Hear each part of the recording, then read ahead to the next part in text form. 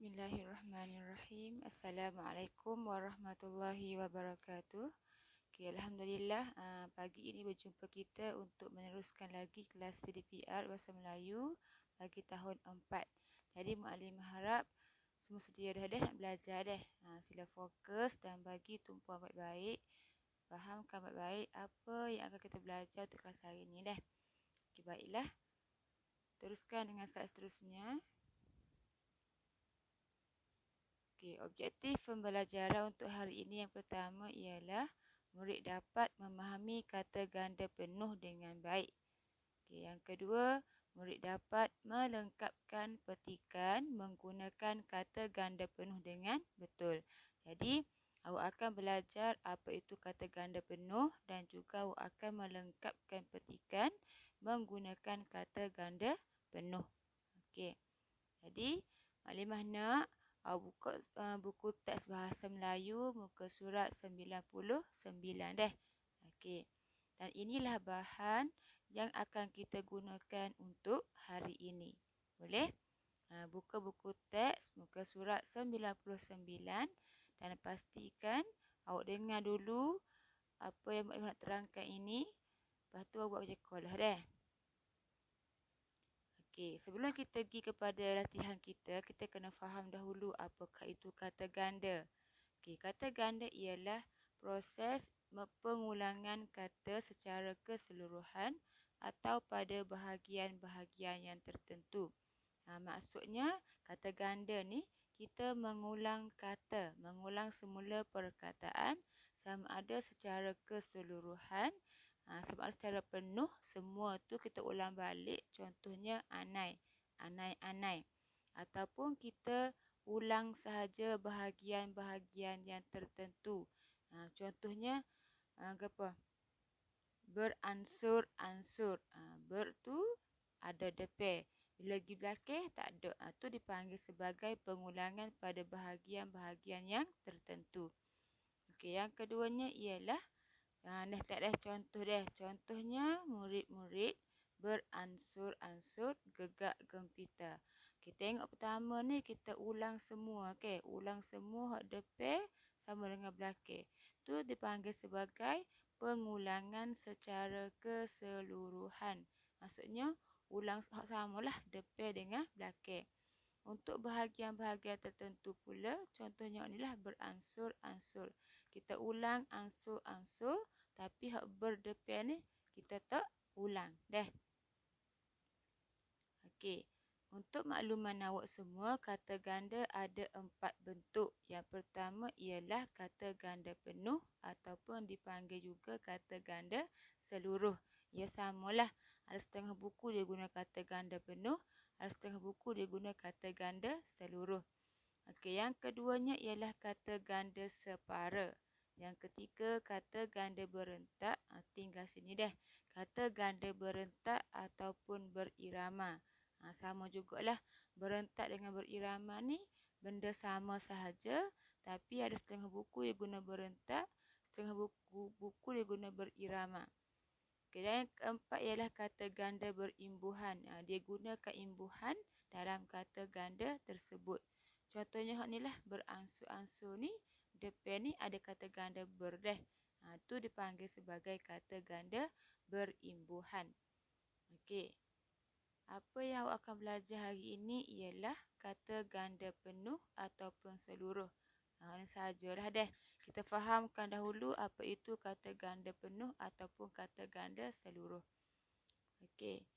Kata ganda penuh atau seluruh melibatkan seluruh kata dasar yang diulang atau digandakan tanpa sebarang perubahan bentuk. Maksudnya dia ulang semualah. Ulang semua perkataan. Maksudnya hak depan dengan hak belakang tu sama. Benda yang sama diulang. Macam tadilah murid-murid. Apa lagi contoh lain? Kanak-kanak.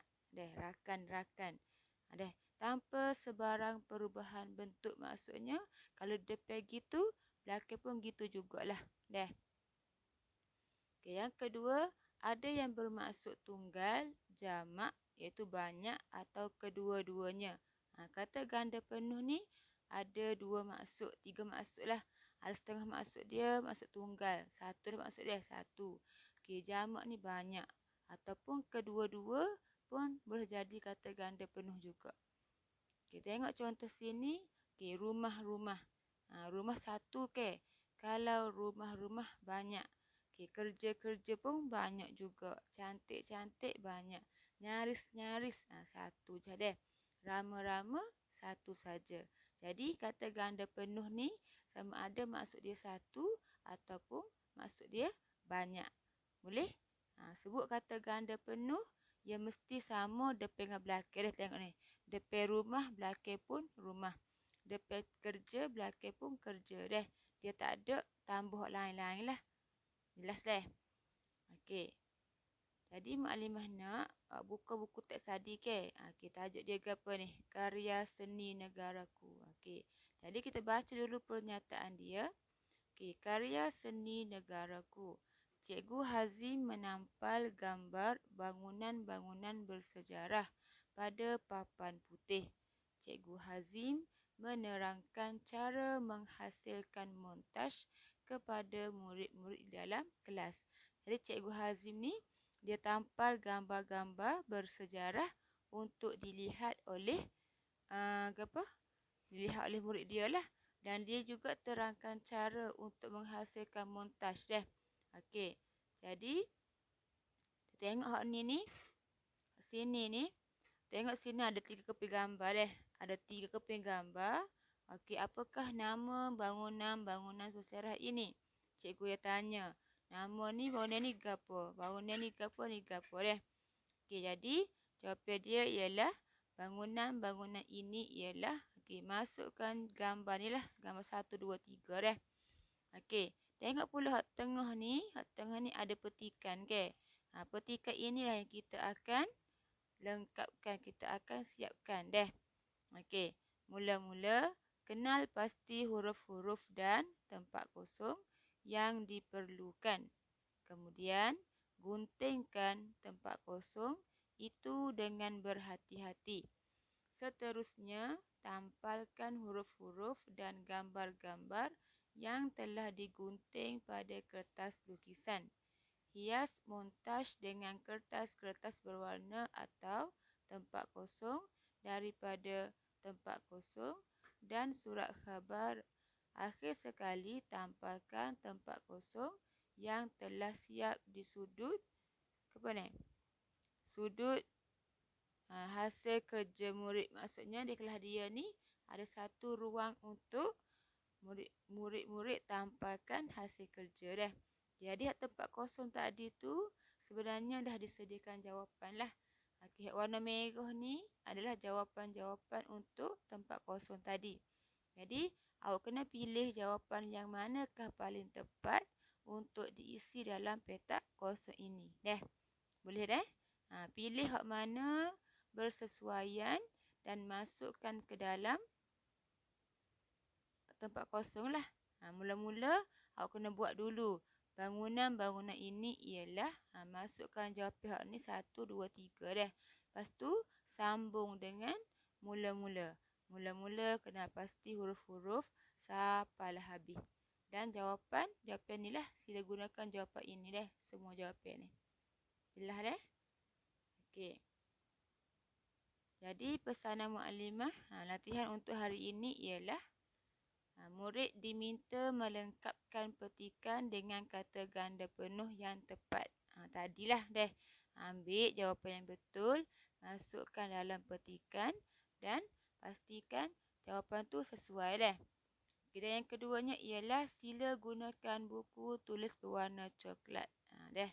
Guna buku tulis warna coklat sebab hak tu ialah buku tata bahasa. Okey. Okey, jadi itu sahaja video untuk kelas hari ini. Maklimah harap apa yang maklimah sampaikan pada hari ini berkenaan dengan kata ganda penuh ataupun orang panggil kata ganda seluruh dapat difahamilah. Dah. Ingat kalau kata ganda penuh, hak depan dengan belakang mesti sama dah. Murid-murid, kanak-kanak, main-main, anak-anak, sama je. Tiada perubahan. Okey. Jika ada sebarang masalah ataupun kurang jelas, kurang faham berkaitan dengan video hari ini, jangan segan silu tanya mukadimah deh. Boleh mesej ke, boleh WhatsApp ke, ikutlah. Ikut kesesuaian awak. Okey dah. Jadi, itu sahaja. Kita akan jumpa lagi minggu hadapan insya-Allah. Okay, Assalamualaikum warahmatullahi wabarakatuh.